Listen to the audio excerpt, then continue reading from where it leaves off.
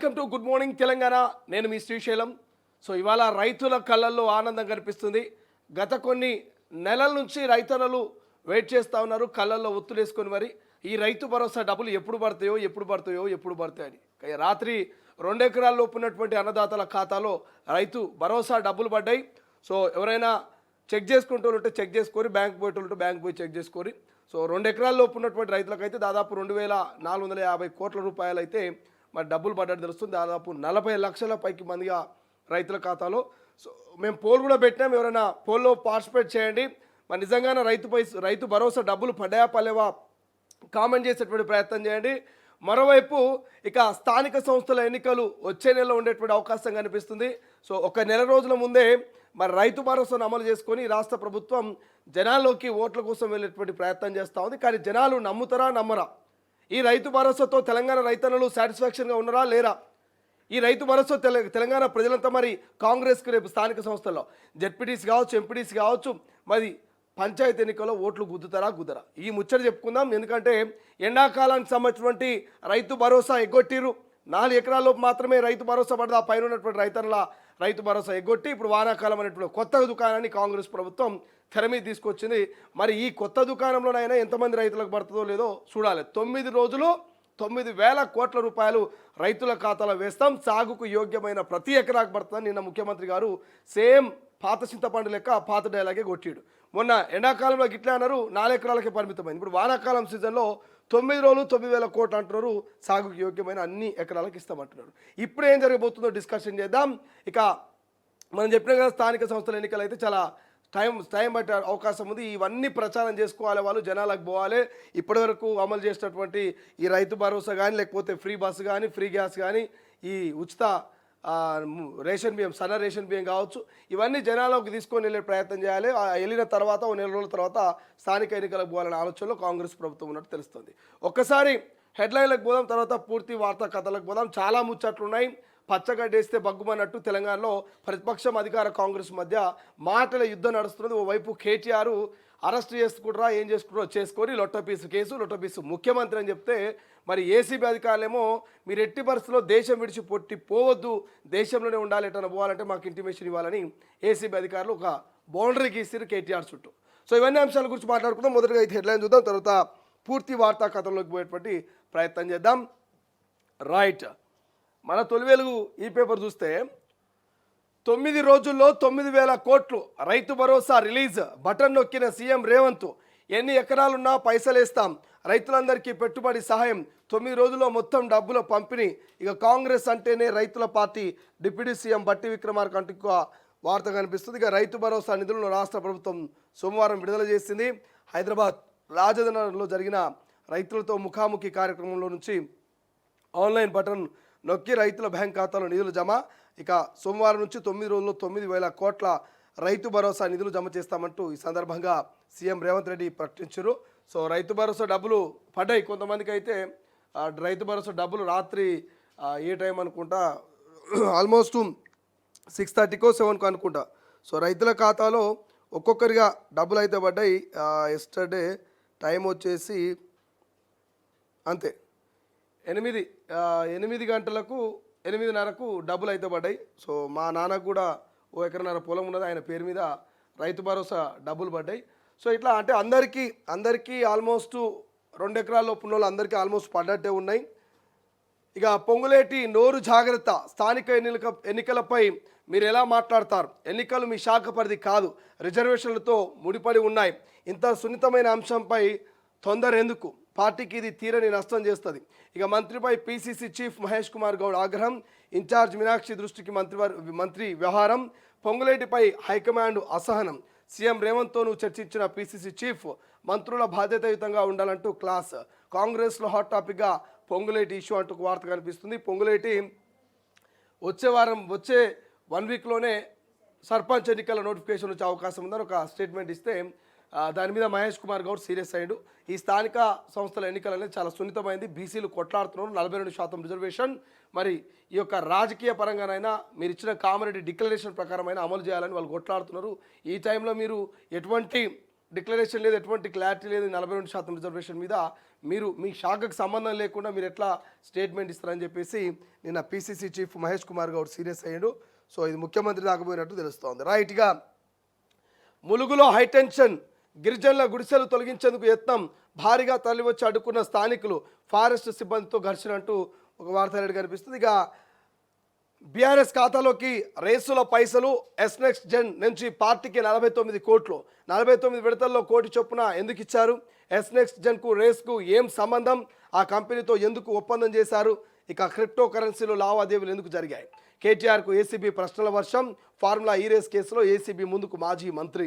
7 గంటల పాటు విచారించిన ఏసీబీ ఇక సెల్ ఫోన్ ఇవ్వాలని కోరిన అధికారులు, ఫోన్ తేలేదని సమాధానం ఇచ్చిన కేటీఆర్, మళ్ళీ పిలిస్తే రావాలని చెప్పి పంపేసిన ఏసీబీ. ఇక జైల్లో పెడితే రెస్ట్ తీసుకుంటా, వందల కేసులు పెట్టినా భయపడా. ఏసీబీ ఒకే ప్రశ్న తిప్పి అడిగింది. ఫార్ములా ఈలో అవినీతి ఏడుందో వాళ్ళేం చెప్పలే.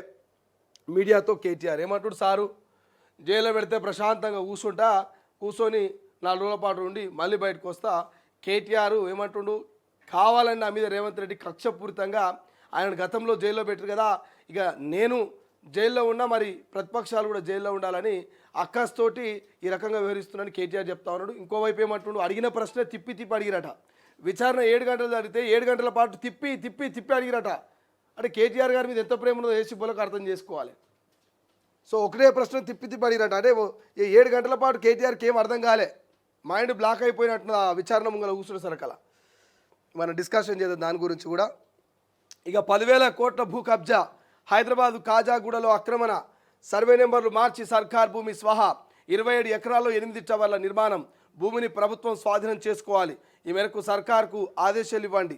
హైకోర్టులో 4 కాంగ్రెస్ ఎమ్మెల్యేలు పిల్, విచారణ 2 వారాల పాటు వాయిదా అంటూ మనకు వార్త కనిపిస్తుంది. సో కాజాగూడలో ఈ పక్కనే నానక్రమ కూడా కాజాగూడలో ఇప్పుడు మస్తు వేల కోట్ల రూపాయల దందాడి, ఎకరం 100 కోట్లు పోయింది. కోకాపేట ఐడియా ఉండొచ్చు మీ అందరికీ. నానక్రమ్ కూడా, కోకాపేట, కాజాగూడ ఇవన్నీ కూడా ఎకరం 100 కోట్లు పోయిన సందర్భాలు ఉన్నాయి. సో ఎకరం 100 కోట్లు లెక్క పెట్టుకుని కూడా 27 ఎకరాల్లో 8 టవర్లు నిర్మించినట. 27 ఎకరాలలో 8 టవర్లు నిర్మించినట. అంటే ఎకరం 100 కోట్లు కాదు, ఎకరం 50 కోట్లు పెట్టుకున్నా కూడా మీరు ఒకసారి ఆలోచన చేసుకోండి ఎన్ని కోట్ల రూపాయలు అవుతాయో ఈ 27 ఎకరాలకు. ఎకరం 100 కోట్లు పెట్టుకున్నా 2700 కోట్ల రూపాయలు. అంటే గంత డబ్బు మరి ఎట్లా ప్రభుత్వ సొమ్మును ఎట్లా వీళ్ళు స్వాధీనం కబ్జా చేసిరు ఏం కదా అనేది మనం డిస్కషన్ చేద్దాం. ఈ ఎన్ఎం శ్రీనివాస్ రెడ్డి, మురళీ నాయక్, ఈయన పేరు ఆయన పేరు ఏం పేరు అనిరుద్ రెడ్డి, వీళ్ళందరూ కూడా కోర్టుకు పోయారు. హైకోర్టుకు పోతే హైకోర్టులో 4 విచారణ 2 వారాల పాటు వాయిదా వేశారు. ఇక ఇంకో వార్త, ఆసుపత్రిలో హరీష్ రావు అంటూ మనకు కనిపిస్తుంది. మాజీ మంత్రి హరీష్ రావు సోమవారం స్వల్ప అస్వస్థతకు గురయ్యారు. అనారోగ్యం కారణంగా బేగంపేట సన్షైన్ కిమ్స్ ఆసుపత్రిలో చేరారు. వైరల్ ఫీవర్ వలన ఆయన ఆసుపత్రిలో చేరినట్టుగా సమాచారం. రైట్, ఒకసారి ఈనాడులో ఉన్నటువంటి హెడ్లైన్ చూస్తే, రైతు పెట్టుబడికి 2 రావాలి, అప్పుడే 10 ఏళ్ల $1 ట్రిలియన్ ఆర్థిక వ్యవస్థ సాధ్యమంటూ ఇక రైతన్నలకు సంబంధించిన వార్త కనిపిస్తుంది. మరోవైపు ఇరాన్ క్షిపణుల దాడితో ఇజ్రాయెల్లోని టెలవిన్లో ఎగిసిపడుతున్న మంటలు, పతాక స్థాయికి అంటూ పేలుళ్లతో దద్దరిల్లుతున్న టెహరాన్. ఇక ఇరాన్ ప్రభుత్వ టీవీ కార్యాలయంపై ఇజ్రాయెల్ దాడి, ప్రతీకగా 100కు పైగా బాలిస్టిక్ క్షిపణులను ప్రయోగించిన ఇరాన్, అమెరికా దౌత్య కార్యాలయాన్ని తాకిన క్షిపణి. ఇక ఇజ్రాయెల్ దాడుల్లో IRGC నిఘా సంస్థ అధిపతి మృతి అంటూ మరి ఇక్కడ వార్త కనిపిస్తుంది. ఏం పాడైందో కానీ ఇరాను ఇజ్రాయెల్ 2 కూడా ఒకరి మీద ఒకరు దాడి చేసుకుంటున్నాయి. ఎందుకు చేసుకుంటున్నాయి కూడా, ఇరాన్ క్షిపణుల దాడితో ఇజ్రాయెల్లోని టెలవిన్లో ఎగిసిపడుతున్న మంటలని. వీళ్ళకి ఏం పోయిందో, ఏం మాయరోగం పుట్టిందో, ఏ పోయే కాలం వచ్చిందో కానీ ఒకరి మీద ఒకరు దాడి. వీళ్ళు దాడి చేసుకుని కాక పాపం సామాన్యుడు సైతం ఈ దాడిలో చాలా ఇబ్బంది పడుతున్నట్టుగా తెలుస్తూ ఉంది. సో మనం ఇరాన్ ఇజ్రాయెల్ గురించి కూడా మాట్లాడుకుందాం. వీళ్ళు కొట్లాడుకుంటా పర్లేదు, ఇతర దేశాల మద్దతుతోటి వీళ్ళు రెచ్చిపోతున్నట్టుగా తెలుస్తూ ఉంది. దీని గురించి కూడా మనం డిస్కషన్ చేద్దాం. ఇక రిజర్వేషన్లపై కోర్టు నిర్ణయం తర్వాతే స్థానిక సంస్థల ఎన్నికలపై ముందుకు, రైతు భరోసాపై విస్తృత ప్రచారం, బనకచర్లపై కేంద్ర మంత్రి కలుద్దాం, జూబ్లీహిల్స్ ఉప ఎన్నిక పర్యవేక్షణకు కమిటీ, మంత్రులతో ముఖ్యమంత్రి సమావేశంలో కీలక నిర్ణయాలట. ఏమంటారు? రిజర్వేషన్లపై కోర్టు నిర్ణయం తర్వాతనే స్థానిక సంస్థల ఎన్నికలకు ముందుకంట. అంటే కొంత టైం పడే అవకాశం మనకు కనిపిస్తున్నది. ఇక ప్రభుత్వం నిధులు ఎందుకు చెల్లించింది? మళ్ళీ చెబుతున్నా, ఏ తప్పు చేయలేదు. ఫార్ములా ఈ రేస్తో తెలంగాణ ప్రతిష్ట పెంచా, దీనిపై అసెంబ్లీలో చర్చిద్దామంటే సీఎం ముందుకు రాలేదు. ఆయన జైలుకి వెళ్ళినందునే మమ్మల్ని జైల్లో పెట్టాలని కుట్ర. 21న కాళేశ్వరంపై రాష్ట్ర వ్యాప్తంగా ప్రత్యేక కార్యక్రమాలు, అనిషా విచారణ అనంతరం కేటీఆర్ వ్యాఖ్యలంటూ మనకు అనిపిస్తుంది. రైట్, ఇక జనగణన గెజిట్ నోటిఫికేషన్ వచ్చేసిందంటూ వార్త. మరోవైపు బనకచెర్లపై సీఎం చొరవ తీసుకోవాలంటూ కిషన్ రెడ్డి కామెంట్స్ అయినట్టు కనిపిస్తున్నాయి. ఆంధ్రజ్యోతిలో కనుక చూస్తే ఆంధ్రజ్యోతిలో కూడా ఆల్మోస్ట్ ఇవే ఉన్నాయి. జనగణన నోటిఫికేషన్ అని చెప్పేసి ఒక హైలైట్ కనిపిస్తుంది. ఇక మరోవైపు మంత్రివర్గం ఆమోదం లేకుండా చెల్లింపులేంటి, ఎన్నికల కోడ్ ఉండగా అధికారులకు మౌఖిక ఆదేశాలు ఎందుకు ఇచ్చారంటూ ఫార్ములా ఈరేస్కి సంబంధించిన అంశం కనిపిస్తుంది. మరోవైపు 9 రోజుల్లో 9,000 కోట్లు, 70 లక్షల మంది ఖాతాలో రైతు భరోసా సొమ్ములంటూ రైతు భరోసా సంబంధించిన వార్త. రైట్గా టార్గెట్ టెహరాన్ అని చెప్పేసి మనకు ఇజ్రాయెల్కి సంబంధించిన వార్త, ఇరాన్కి సంబంధించిన వార్త కూడా కనిపిస్తే, మరోవైపు పొంగులేటిపై టీపీసీసీ చీఫ్ ఫైర్ అంటూ ఇంకో వార్త కనిపిస్తుంది. రైట్గా మెట్రో రైలు పార్ట్ బి పరుగులంటూ ఇక 3 కారిడార్లకు 19,579 కోట్లు పాలనాపరమైన అనుమతులు ఇచ్చిన సర్కార్.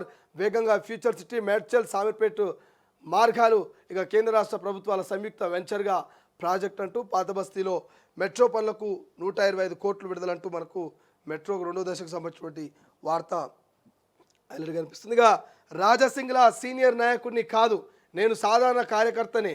సీనియర్లు మాట్లాడినప్పుడు మేము తప్పకుండా వింటాం, వారి మాటలు మేము గౌరవిస్తాం. రాజాసింగ్పై కేంద్ర మంత్రి కిషన్ రెడ్డి వ్యంగ్యాస్త్రాలు. బనకచెర్ల విషయంలో తెలంగాణ హక్కులు కాపాడేందుకు సీఎం చొరవ చూపాలంటూ సూచన. ఇక కిషన్ రెడ్డికి రాజాసింగ్కు పచ్చగడ్డేస్తే బగ్గుమన్నట్టుగా వాళ్ళిద్దరూ ఐసికి తైసి కొట్లాడుతున్నారు. ఇక కాజాగూడలో ప్రభుత్వ భూమి కబ్జా, 4 కాంగ్రెస్ ఎమ్మెల్యేలు ఫీల్ అంటూ కామన్గా మనం ఇంతకుముందు చదివినటువంటి వార్త కనిపిస్తుంది. మరోవైపు వెలుగులో కనుక చూస్తే వెలుగులో కూడా ఆల్మోస్ట్ అవే వార్తలు ఉన్నాయి. ఇజ్రాయెల్పై ఇరాన్ మిసైల్ వర్షం ఒకటి హైలైట్ కనిపిస్తుంది. వచ్చే నెలలోనే స్థానిక ఎన్నికలు, మంత్రులతో భేటీలో సీఎం రేవంత్ అంటూ ఒక వార్త హైలైట్ కనిపిస్తే, ఇక 9 రోజుల్లో 9,000 కోట్లు అనేది రైతు భరోసాకు సంబంధించిన వార్త హైలైట్ కనిపిస్తుంది. రైట్గా మరోవైపు మెడికల్ కాలేజీలో వసతుల కోసం అధికారులతో కమిటీ అంటూ ఒక మరో వార్త హైలైట్ కనిపిస్తుంది. ఇక దివ్యాంగులకు పొదుపు సంఘాలు, రాష్ట్రంలో దాదాపు 10 లక్షల మంది దివ్యాంగులు, ఇక 70,000 సంఘాల బలోపేతంతో పాటు కొత్తవి ఏర్పాటుకు ప్రణాళిక. ఇక ఎస్హెచ్జీల తరహాలో పొదుపు, రుణాలు, స్వయం ఉపాధి అవకాశాలు, సెర్ప్ ఆధ్వర్యంలో మార్గదర్శకాల రూపకల్పన అంటూ వార్త హైలైట్ కనిపిస్తుంది. ఇక ఫోన్ ట్యాపింగ్ కేసుపై సిబిఐ ఎంక్వైరీ ఎందుకు అడుగుతలే అంటూ రాష్ట్ర సర్కార్కు కేంద్ర మంత్రి కిషన్ రెడ్డి ప్రశ్న. మరోవైపు జైల్లో పెడితే రెస్ట్ తీసుకుంటా అంటూ కేటీఆర్ కామెంట్స్. రైట్, ఇక జనగణనపై గెజిట్ నోటిఫికేషన్ అంటూ కామన్ వార్త కనిపిస్తుంది. 4 ఎమ్మెల్యేలు పిల్లంటూ గచ్చిబౌలి ప్రభుత్వ భూముల అక్రమ నిర్మాణాలపై హైకోర్టును ఆశ్రయించిన అనిరుద్ రెడ్డి, ఎన్ఎం మురళీ నాయక్, రాజేష్ రెడ్డి అంటూ కామన్ వార్త కూడా కనిపిస్తుంది. దాని గురించి కూడా మనం డిస్కషన్ చేద్దాం. రైట్, ఇక స్వేచ్ఛలో చూస్తే జనగణన గెజిట్ కామన్గా కనిపిస్తుంది. మరోవైపు 10 ఏళ్ళు మేమే అంటూ రైతు భరోసా నిధులు విడుదల. వచ్చే 9 రోజుల్లో 9,000 కోట్లు, 18 నెలల్లోనే రైతుల కోసం 1.1 లక్ష కోట్లు ఖర్చు పెట్టాం, ప్రతి పైసకు అసెంబ్లీలో లెక్కలు చెప్తామంటూ చర్చకు సిద్ధమంటూ ముఖ్యమంత్రి. రైతు భరోసా వార్త కామన్ కనిపిస్తుంది. ఇక ఎక్కడికి వెళ్ళొద్దు మళ్ళీ పిలుస్తామంటూ ఏసీబీ విచారణకు హాజరైన మాజీ మంత్రి కేటీఆర్కు ఏసీబీ అధికారులు చెప్పడం జరిగింది. ఇక నేను తప్పు చేయలేదు, ఫార్ములా ఈ రేస్తో తెలంగాణ ప్రతిష్ట పెంచానంటూ కేటీఆర్ కామెంట్స్. ఇక అరవింద్ కుమార్ ఎక్కడంటూ కేటీఆర్కు ఎంపీ చామల ప్రశ్న. రైట్, ఇక ప్రభుత్వం మీదే పనులు జరుగుతున్నది మీ హయాంలోనే. కాజాగూడ కబ్జాలపై హైకోర్టులో అధికార పార్టీ నేతలు పిల్. ఇప్పటికీ కొనసాగుతున్న వంశీరామ్ బిల్డర్స్ పనులు, ఎమ్మెల్యేలు పిలివేయడంపై సర్వత్రా చర్చనీయాంశం. గతంలో అసెంబ్లీ వేదికగా ప్రస్తావించిన ఎమ్మెల్యే అనిరుద్ రెడ్డి ఇంకా పనులు కొనసాగుతున్నపై బాధితులు ప్రశ్నలు. కొత్త విధానాలతో వంశీరామ్ ఉక్కిరిబిక్కిరి. ఇక బీఆర్ఎస్ ప్రభుత్వంలో చక్రం తిప్పి విలువైన భూముల కబ్జా ఒక్కొక్కటిగా క్లియర్ చేసుకుంటున్న న్యాయపరమైన చిక్కులు. నవీన్ మిట్టల్ వెళ్ళిపోవడంతో ఏం జరుగుతుందోనని ఆసక్తి. వంశీరామ్ కబ్జాలపై డీటెయిల్ కథనం అంటూ మనకు బాగా కనిపిస్తుంది. ఈ దాని మీదనే మరి వాళ్ళు హైకోర్టు దాకా పోయారు. ఇక పాలన వదిలేసి ప్రతీకార రాజకీయాలంటూ Harish Rao comments.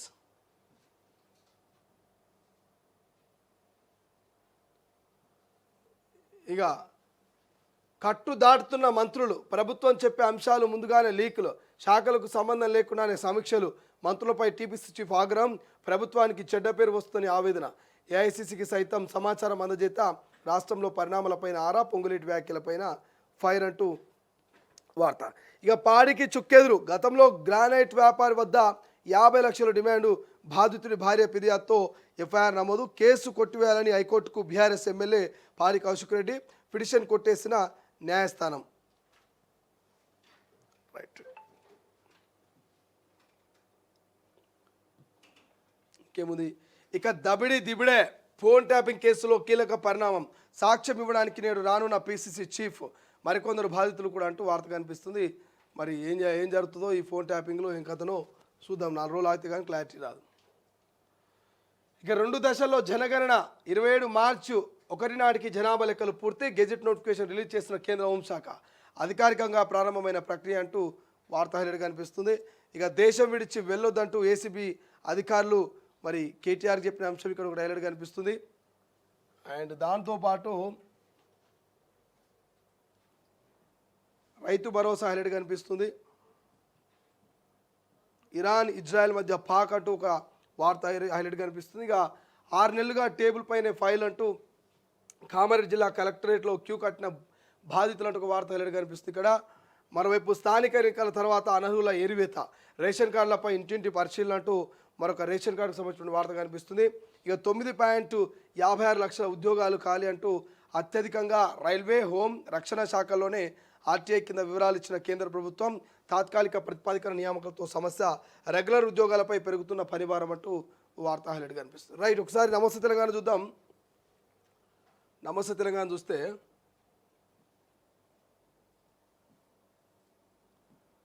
BC quota out. స్థానిక ఎన్నికల్లో 42% రిజర్వేషన్ లేనట్టే. పార్టీ కోటతో సరిపెట్టే యోజన ఉన్న ఇక 22.79% కేసారంటూ మరి బీసీ కోటాకు సంబంధించిన వార్త. ఇక మరోవైపు స్థానికంలో మట్టి కనిపిద్దాం. మోసకారి కాంగ్రెస్పై భరిగీసి కొట్లాడదామంటూ కేటీఆర్ కామెంటు. సో ఎక్కడి దాకా వస్తుందో చూడాలి. మొన్న గుండుసున తెచ్చుకున్నారు పార్లమెంట్ ఎన్నికల్లో. ఈ స్థానిక ఎన్నికల్లో మరి బీఆర్ఎస్ పరిస్థితి ఏడు దాకపోదో చూద్దాం. ఇక పొంగులేటి తలంటూ సీఎం సూచనలతోనే మంత్రులపై విరుచుకుపడిన పీసీసీ చీఫ్. స్థానిక ఎన్నికల వ్యవహారంలో బయటపడిన విభేదాలంటూ పొంగులేటికి సంబంధించిన వార్త. ఇక రైతులందరికీ పెట్టుబడి సహాయం రాబోయే 9 రోజుల్లో 9,000 కోట్లు జమ చేస్తామంటూ వార్త హైలైట్గా ఉంది. ఇక కట్టేటప్పుడు మీరు కళ్ళు మూసుకున్నారా? నగరంలో అక్రమ నిర్మాణాలు కల్పిస్తలేవా? నిర్మాణాలు పూర్తయ్యాక అధికారిక పత్రమా? జీహెచ్ఎంసీ అధికారుల తీరుపై హైకోర్టు ఆగ్రహం. సివిల్ వివాదాల్లో పోలీసుల జోక్యం ఎందుకు? ఎన్నిసార్లు హెచ్చరించినా మార్పు రాదా? మీ సెటిల్మెంట్స్కు చట్టం చేసుకోండి అంటూ హైకోర్టు ఆగ్రహం అట. సో ఇది ఓవరాల్గా మనం ఇప్పటివరకు చూసినటువంటి హెడ్లైన్స్ క్లియర్గా మనకు కనబడుతున్నాయి. ప్రధానంగా 9 రోజులు 9,000 కోట్లు రైతు భరోసా హైలైట్ కనిపిస్తే, ఇక స్థానిక సంస్థల ఎన్నికలకి కొన్ని నెల రోజులు బట్టి హైలైట్ కనిపిస్తే, ఫోన్ ట్యాపింగ్ వ్యవహారము, ఫార్ములా ఈ రేసు హైలైట్ కనిపిస్తుంది. ఒక్కసారి మనం డిస్కషన్ చేసుకుందాం. మనం పోల్ కూడా పెట్టాం తెలంగాణ రైతన్నులకు. మరి నిజంగానే రైతు భరోసా డబ్బులు పడ్డాయా పడలేవా అని వాళ్ళు అడిగే ప్రయత్నం చేసినాం. ఒక పోల్ కూడా పెట్టినాం. ఆ పోల్లో ఎంతమంది పార్టిసిపేట్ చేస్తారో ఒకసారి చూసేటువంటి ప్రయత్నం చేద్దాం. రైతుల ఖాతాలో రైతు భరోసా డబ్బులు పడ్డాయా లేవా అనేది. మీ అకౌంట్లో రైతు భరోసా డబ్బులు పడ్డాయా అంటే రైతు భరోసా డబ్బులు పడలేదని చెప్పేసి 65% మంది డబ్బులు పడలేవని చెప్పేసి చెప్తా ఉన్నారు. ఎంతమంది చెప్తున్నారు? రైట్, 65% మంది రైతు భరోసా డబ్బులు పడలేవని చెప్తున్నారు. అంటే చాలామంది మరి రాత్రే డబ్బులు పడ్డాయి కాబట్టి ఇవాళ కొంత బ్యాంకుకు పోతే బ్యాంకులో కొంత బ్యాలెన్స్ ఎంక్వైరీ కనుక చేసుకుంటే ఏమైనా డబ్బులు పడ్డాయా పడలేవా అనేది తెలుస్తుంది. కాబట్టి సో చూడాలి. రేపటి వరకు ఆల్మోస్ట్ అందరికీ ఈ బ్యాంకులో బ్యాలెన్స్ ఎంక్వైరీ చేసుకుంటే ఆల్మోస్ట్ తెలిసిపోతుంది. బట్ ఇప్పటికైతే 65% మాత్రం పడలేదని చెప్తున్నారు. ఒక 35% పీపుల్స్ మాత్రం మాకు రైతు భరోసా పడ్డదని చెప్పి చెప్తున్నారు. అంటే 2 ఎకరాల లోపు వాళ్ళకు ఆల్మోస్ట్ పడిపోయినాయి అందరికీ. ప్రపంచంలో ఏ మూల ఏ క్షణం ఏం జరుగుతుందో వేగంగా తెలుసుకోవడానికి తొలి వెలుగు వాట్సాప్ ఛానల్ని ఫాలో చేయండి.